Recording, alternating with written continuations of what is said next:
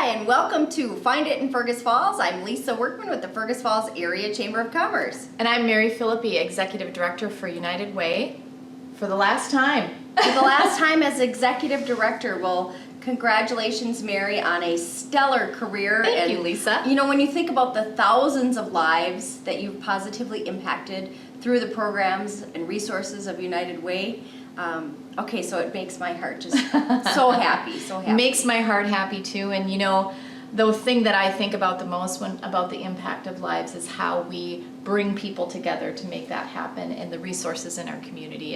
And while, yes, I've been the leader of United Way, it's the people in the community and the businesses that really make it happen. So thank you to all of you for making this a great 18 years of, oh gosh, I'm going to choke up a little bit, of being at United Way. Thank you. Yeah, so this is your last day as Executive Director, Yes. but you're staying on as staff, and in one of our next episodes, we will get to meet the new Executive Director, and we're going to just tell folks to stay tuned for that and bring them on. So, but there are some programs that you're continuing to work on yet this summer. Of course, it's August, and Yes. it's time to stuff the bus. Yes, we are actually getting close to filling all those backpacks. I know we still have some donations coming in, and we've had some really outstanding cash donations from a lot of businesses, which helps us tremendously. Every year we do over 500 backpacks. You know, pre-pandemic we did over 800. So I'm hoping those CARES Act dollars have made families a little bit more stable, because our numbers are really down. We're at Which about, is a good thing. Yes, we want to be out of business, right?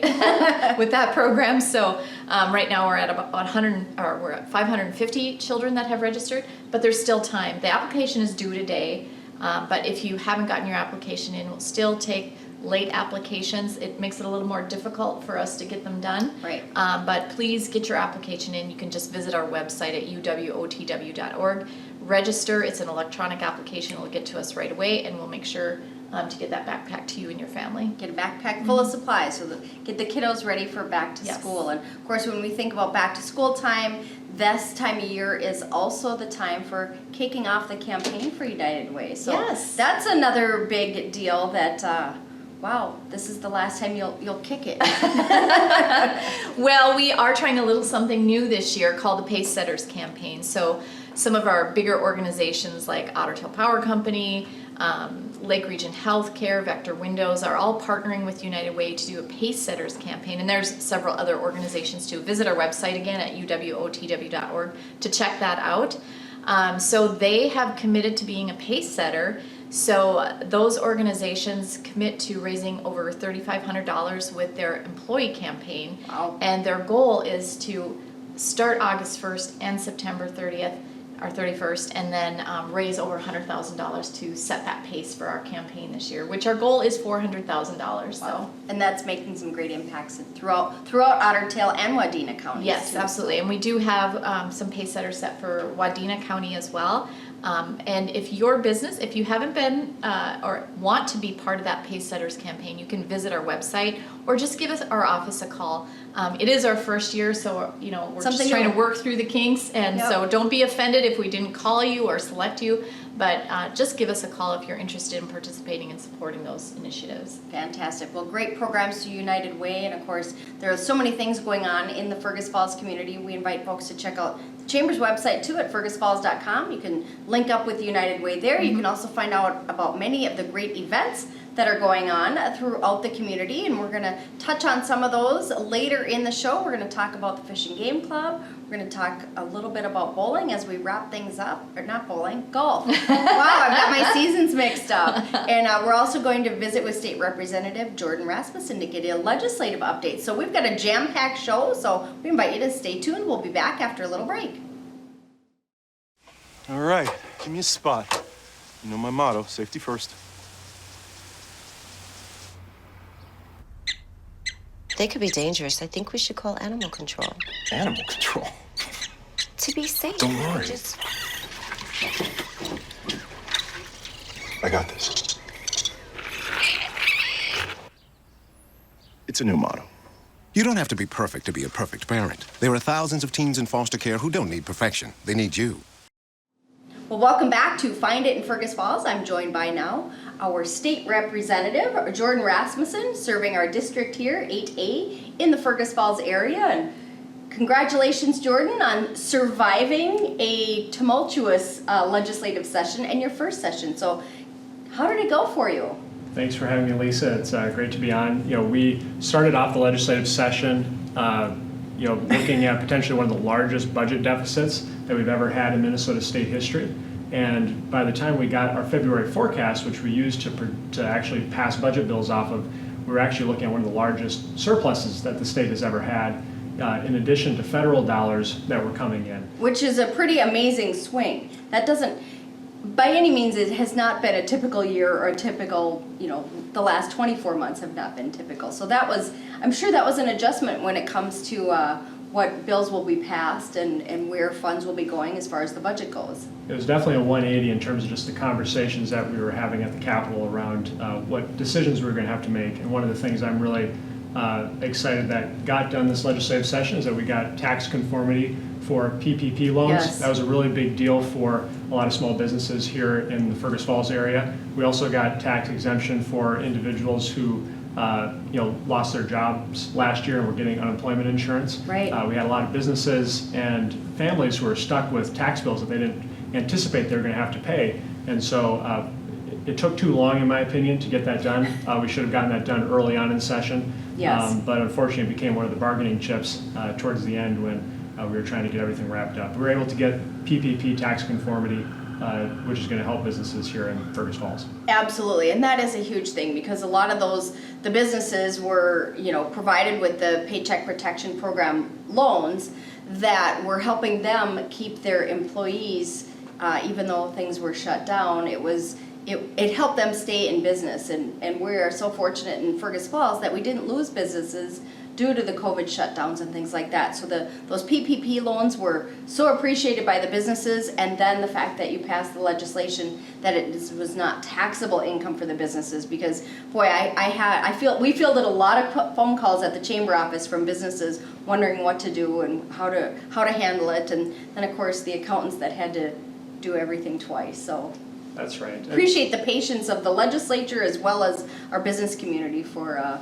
kind of rolling with the punches on what's been thrown at them over the last couple years. So. And one of the big things we fought for this session was making sure that there weren't any tax increases on Minnesotans. We had basically $4 billion to play with in terms of surplus monies. Right. And unfortunately, we had some Twin Cities politicians propose an additional $1 billion of tax increases on top of that. And so, I would have liked to have seen more tax relief beyond just PPP and some more permanent tax relief. We weren't able to get that in the divided government situation, but we were able to hold off on an increase in the gas tax, a new tier for income tax that was proposed by House Democrats. And so we really just, were able to hold the line on new taxes coming on board. Which we would consider a win, especially as you mentioned, a divided government. So this has been your first year serving in the state legislature and in a divided government. So tell me kind of overall, how did things go? What was the experience like? Yeah, it's a very interesting role because you have, for me in the House, we have 134 members from all over the state of Minnesota, everything from the Northeast to downtown Minneapolis, and so a lot of diversity represented at the state capitol. And I was pleasantly surprised to be able to find a lot of common ground with colleagues that maybe doesn't get highlighted in the news. But one of my big priorities for this session was passing some key mental health bills that were really going to impact the Fergus Falls community, the Otter Tail County community. And so I was the chief author on a bill that will double funding for crisis stabilization units. Much needed. Much needed. Very much needed. We have one here in the Fergus Falls area. It's a 4-bed unit. And from talking with the people who run it, they were saying it was at risk of closing. They were basically only getting 50 cents on the dollar from the state. And so there's only 3 crisis stabilization units left in the entire state. And we're hearing from advocates that this bill that got passed, bipartisan support, is going to increase access to mental health beds, especially in greater Minnesota, where we don't maybe have larger facilities that they do down in the metro. Right. Not anymore. When you think about it, the mental health that was being served for decades at the Kirkbride at the Regional Treatment Center, and now they're much smaller units and broken out by level of care and things like that. But again, not the same funding that there was available, decades ago. So thank you for authoring that bill and getting it to the finish line. That's a big achievement in and of itself. Yeah, it was definitely a little touch and go throughout session. It wasn't included in the original Health and Human Services bill, but we basically had the votes to pass it on the floor. I offered it as an amendment, and it got added on, which is very rare down at the legislature to be able to amend something on the floor. Definitely. And so we were able to get that passed. I was also the lead Republican negotiator for a bill called SIPACT, which is going to increase access to licensed psychologists here in the state of Minnesota. Right now, there's a lot of barriers with psychologists practicing across state lines, and especially for a border community like us, we have a lot of Minnesotans who have North Dakota patients, a lot of North Dakota providers who have Minnesota patients. Right. And so this is something that overnight increased the amount of licensed psychologists in the state of Minnesota by hundreds. Will make a really big impact, especially in greater Minnesota. Definitely. And that was something I had just heard so strongly from people during the campaign, was the importance of trying to improve access to mental health care, and so was really glad to be able to make some real bipartisan progress on that this session. And those will make some great impacts, not just in Fergus Falls and Otter Tail County, but throughout the state of Minnesota too. So thank you for taking that on. This has been definitely a mental health and mental illness has certainly been brought to the forefront over the last couple of years with the different crises that we've gone through for that.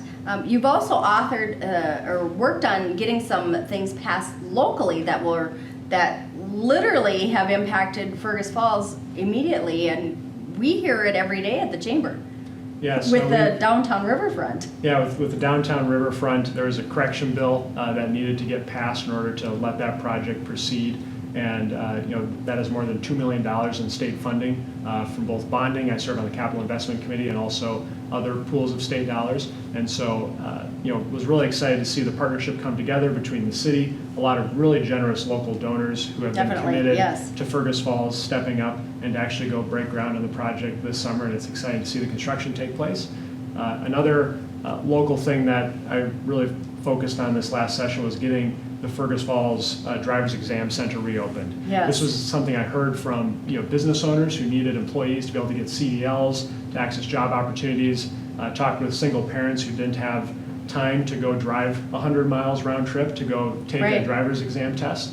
And so this is something that I also worked on a bipartisan basis, and we actually got not only the Fergus Falls Driver's Exam Center reopened, but legislation I worked on is going to open more than 90 driver's exam centers across the state of Minnesota, especially in rural areas that, frankly, the administration wanted to just shut down and make people drive to other areas and communities. Right, and we want it open here in Fergus Falls too, because that also brings people from the surrounding areas to Fergus Falls, and it helps our entire business community, because if they're coming to Fergus Falls, maybe it's their 16-year-old's first driver's license, chances are they're going to go out and celebrate with go out for lunch or something like that afterwards. So it's got a great economic impact, as you mentioned, and especially for those working to maintain or attain their CDL licenses. It's going to be a big impact, positive impact for our business community as well. So thank you for your work on that and for seeing that through. So a lot of big wins for you in the first round of your first term as a state representative. Anything surprise you along the way? I would say the big surprise for me was just the importance of relationships, right? It's politics is a people business. Definitely. And so for me, it was getting to understand some of the people and personalities and how you can work with them. And so, for example, to get the driver center reopened, a key relationship that I had to build was with the Democrat chair on the Transportation Committee, Frank Hornstein. And I actually was able to work with him and try to find how we could address this issue in a way that was sustainable for the state of Minnesota, got the driver center reopened here in Fergus Falls, but also helped out other communities across the state. And so just having those trust-based relationships, even if you don't agree maybe on a lot of the big issues, you can still work on items that are going to help your community and help the state of Minnesota. And truly, it's all about finding that common ground to make some positive impact. So, Jordan, as you kind of prepare and get ready for the next session, what can folks in the Fergus Falls area, how can they help you do your job better in representing them at the state capitol? I would say constituent input and feedback really drives my work at the state capitol. On mental health, for example, that wasn't something that was necessarily a personal interest of mine, but I had Sure. just heard so much about it from the community. Same thing with the driver's exam center. That was something where community members, business owners, your members, Lisa, were coming to me asking for something to be done. And so that really does set my agenda. And for me, as we go into this next session, it looks like we're going to have, again, another historic budget surplus to deal with. And I frankly think, Minnesota is one of the top tax states in the country. They are. And we feel that. Not a place that we want to be in the top of the A list. lot of great things about Minnesota, but our taxes aren't one of them. And so that's something I want to work on to see, what can we do to get tax relief, or at least make the case to Minnesotans as to why tax relief will actually improve the economy, improve opportunities here in Minnesota, improve growth, which actually gives you more resources in the future to invest in things like education, state parks, things that Minnesotans value and care about.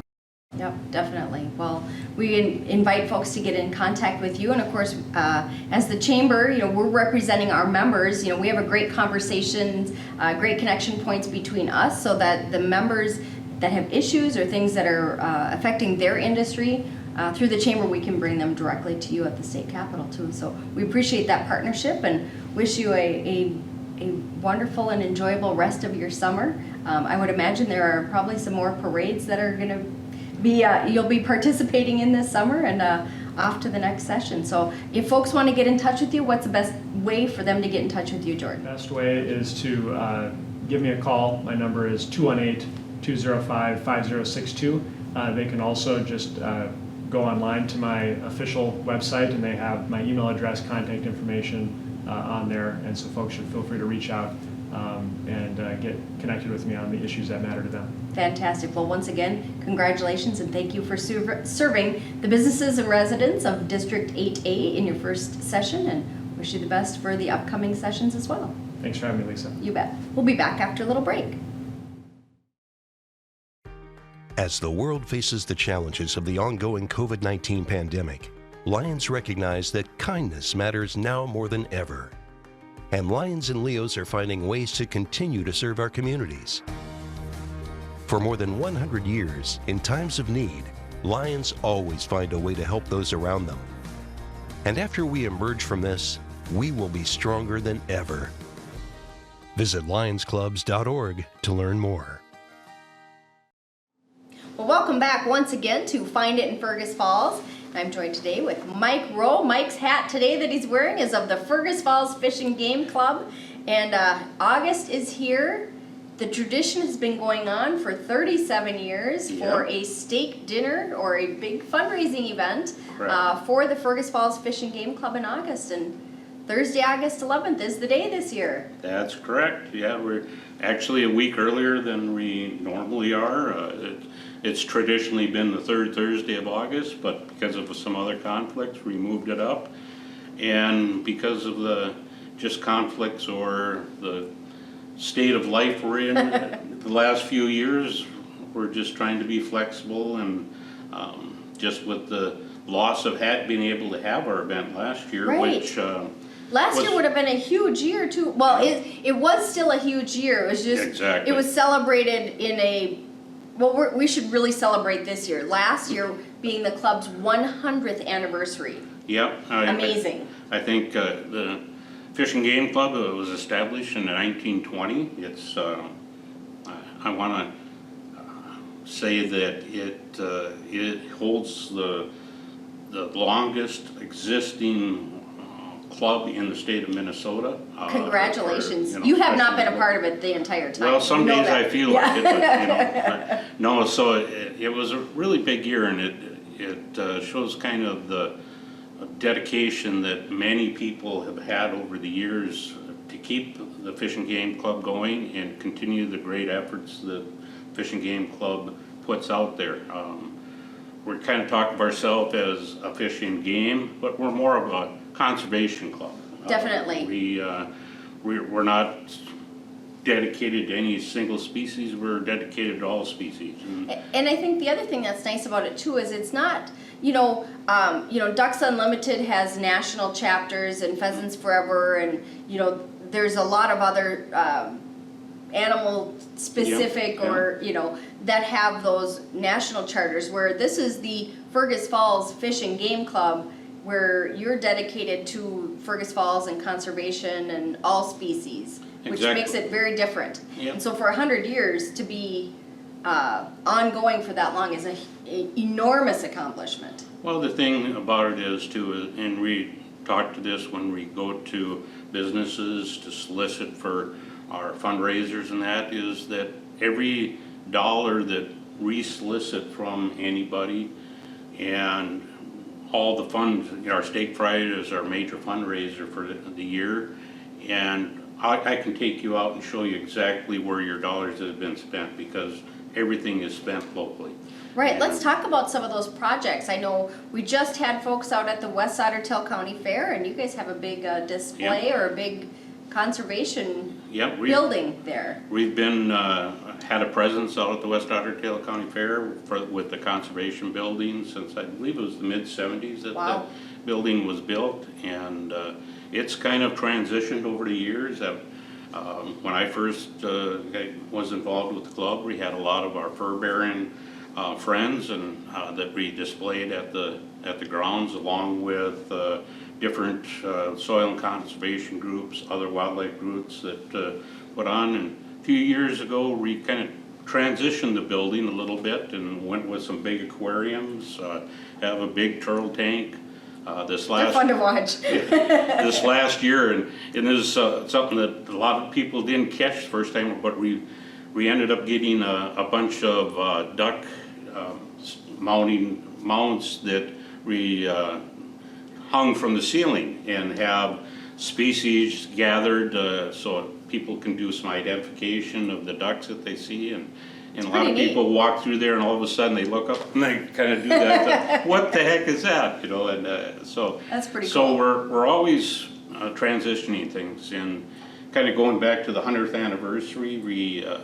We're partnering with the Historical Society out at the museum that we have a big display out there that was put on last year. Right. Well, with the shutdown of everything, that Nobody saw it. nobody saw it. So now it's still yeah, available, which it's is still fantastic. available. It was great that with the leadership over at the museum, that they were having trouble gearing up to do another one, because they usually highlight something each year. Right. And it was hard for them to reset up for somebody else with the way things were, so we had everything in place and we just continued that display. So I would encourage people to stop by the museum and just look at the history of the Fish and Game Club. There's a lot of interesting and items that are there, and showing the history of the club and what we've done and the partnerships that we've had in the community.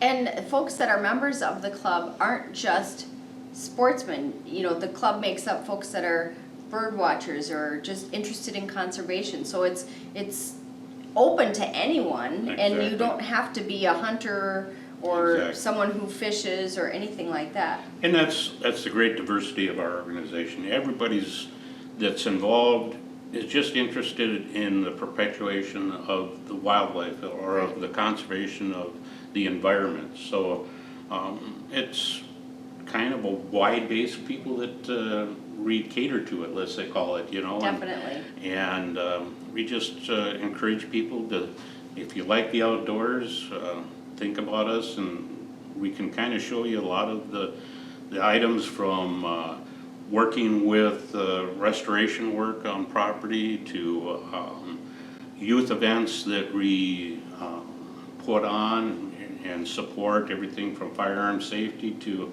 actually The Woody Camp coming up, right? Yep, the last 2 years, and there again, we've had to postpone that, but if you haven't ever heard about it, but Minnesota Waterfall has put on what they call the Woody Camp, and it's a great camp for youth 13 to 15 years old that could come and to a place, and it used to go around the state, but in the last 15 years or better, it's been held out at the Prairie Wetlands Learning Right. Center. So a great facility. It's a week-long event that they learn everything about the outdoors and kind of geared towards the waterfall side of it. And the Minnesota Waterfall Association ended up that they ended their tenure, and the Fish and Game Club took on all the things that they did, and we're really excited about continuing the Woody Camp because it's all about getting young people involved in the outdoors. And as being an old fart like myself, seeing kids sitting behind a video game or looking at their cell phone drives me nuts. Go Definitely. outside, look at the outdoors. And the Fergus Falls area is such Oh. a beautiful place for that. We are in the perfect setting for, to be out and appreciate and get involved with the environment. You look at the different ecosystems that are around us. You can go to everything from the prairie, going to the west towards the river valley, and going north to the wooded tree lands, to Right. having 1,000 lakes in Otter Tail County. So I mean, We're in the middle of the best part of it. I tell my wife I'm living in paradise, and she just doesn't realize it some days, you know. But yeah, so it's really great. And you know, the thing that with the Fish and Game Club, being a small local organization, we feel like that we've gained a lot of respect from a statewide level. We've won a number of awards from the U.S. Fish and Wildlife, Minnesota DNR, but in turn, we do a lot of partnerships. Definitely. We partnership with the state and federal agencies and other wildlife organizations like Pheasants Forever, Minnesota Deer Hunters, Right. DU. So it's all about partnerships that really make our work happen, and we're kind of all in it for the same reason. Definitely. You know? Well, and it takes a lot of partnerships to put on your Oh. big fundraiser for the year, which we haven't even talked about steak yet. I mean, steak, it's ribeye steak. You Well, can't that- go wrong there, so. That's the problem with me, Lisa, is I could sit and brag and talk about the Fish and Game Club for hours, and we're not here for that today, but what we're trying to promote is we're on our 37th annual statewide fundraiser. Like I said before, it's our major fundraising event for the year. This year is gonna, if you've ever attended in the past, this year is gonna have a little different look just because we didn't feel like we wanted to solicit businesses in this trying times and stuff like that to Right. get the prizes that we normally have for a general raffle or silent auction and door prizes and the like. So what we're gonna put on this year is more of just the steak fry, which has always been the Fantastic. long-standing favorite, you know. Yes, my It's favorite night out. It's a ribeye steak, sweet corn, baked potatoes, coleslaw, and then I can't remember what our dessert is, but again this year, And you have the best grill masters. oh, like, yeah, these guys The are folks experts. running the grills, they know what they're doing, and you get it just the way you want it. And that's what we told is that it's fried to your order. So if you like that red raw steak, we'll flop it over and give it at you. Or if you want it burnt or crisp, we'll do that for you. So we want to cater to what you want, and we just want to make it a fun night. We're still going to have some raffle boards and things like that. You know, we always say wherever two or more are gathered, we must have a raffle. Yeah. or something, you know. So we still want to have a fun night. We're going to be able to probably make it a little bit lower key because of not having a lot of the other stuff to look Right. at. But I think in this trying times to give people opportunities to get outside. And the great thing about our event is it's held out at the West Otter Tail County Fairgrounds in the conservation area. So it's an outdoor event. Right, And and it's lovely. and so we've had such great nights, and who knows if that's what it's going to take to bring the rain. I'm all There's for it covered because, picnic tables too, so. and we've got backup plans that we Yep. can move in the satellite building, and we've done that over the years too. So it's going to be held rain or shine, but hopefully we have a beautiful evening, can sit outside, enjoy a great meal, And great camaraderie too great amongst others. camaraderie. So what it is it's a $25 for adults or even for kids that would like the ribeye steak, but we also do offer a youth menu for $10, so they can have a hamburger or hot dog. So we encourage people to bring their kids with. It you is know. definitely a family-friendly event. You know, it's one of those things that we, as a long-standing organization, as I always talk about, we have a lot of long hair, long-toothed, gray-haired individuals, so every organization out there is looking how we get the younger people involved in your group. And by trying to make it youth-friendly, that the younger parents can say, okay, we can come out, bring our kids along, they can have something to eat, I don't have to get a babysitter, and partake and have a good time, and maybe we can get that younger generation, the millennials, I think we call them, and get them to start thinking about the non-profit outdoor conservation groups that are out there, and there's many good ones, but like I say, I'd like to, really support and tout the Fergus Falls Fish and Game Club, because it is a local organization, and everything that we do,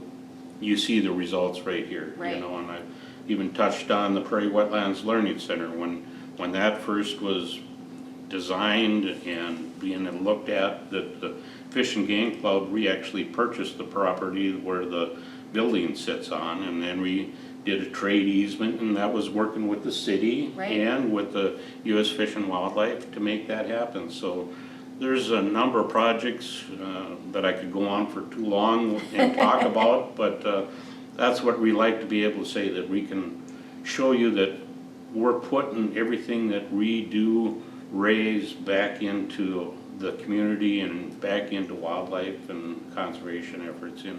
And we just encourage the youth to start thinking about that. And it's just kind of fun nowadays when you start looking at what's happening in the high school system with trap shooting teams, with the fishing leagues. Yeah, it's fantastic. And bring those kids on out to the event too.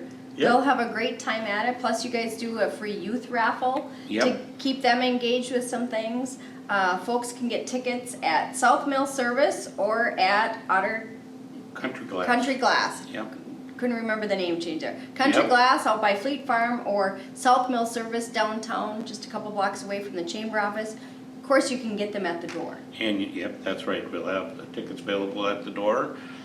We always hope that we have more people and we know what to do with, but you guys are always well prepared for a crowd. Well, I'm hoping so. We always worry about what do you do in case of an event. I remember one of our long-standing members, Maury Ferber, if anybody's familiar with Maury, but he always said, well, what are we going to do if it ever rains? And it must have been a couple of years after he said that we had a big rain event. And it happened to be one of the best money-raising events we had, because we trapped everybody outside the building, and people were listening and looking at things. So it was, that's fantastic. So you got to be resilient. You got to be ready to bounce and go with the flow. Without that, you wouldn't be a club for 101 years. So congratulations on that, Mike, and we look forward to seeing you, as well as the other Fish and Game Club members and the rest of the community, out at the West Otter Tail County Fairgrounds Thursday, August 11th. Doors open at 5 o'clock for social hour. There'll be some appetizers or hors d'oeuvres. Dinner is at 6:30 with a short program at 8 o'clock. So looking forward to seeing you there, and thanks again for all your hard work. Well, thank you for having us on and allowing us to talk about our organization, and hopefully people will take the opportunity to check us out and look us up. We also are on web presence. We're at ffgcmn.org, or we do also have a Facebook page. Absolutely. So if you would like to get a ticket, there's application on both of those sites, but we're starting to get close. I don't know what time this will air, so get your tickets. Pick them up. Pick them at South Mill Service or at Country Glass or at the doors, to make sure that we don't want you to miss out. Yeah. Sounds good. Thanks again, Mike. Well, we were going to take a little break, and we'll come right back.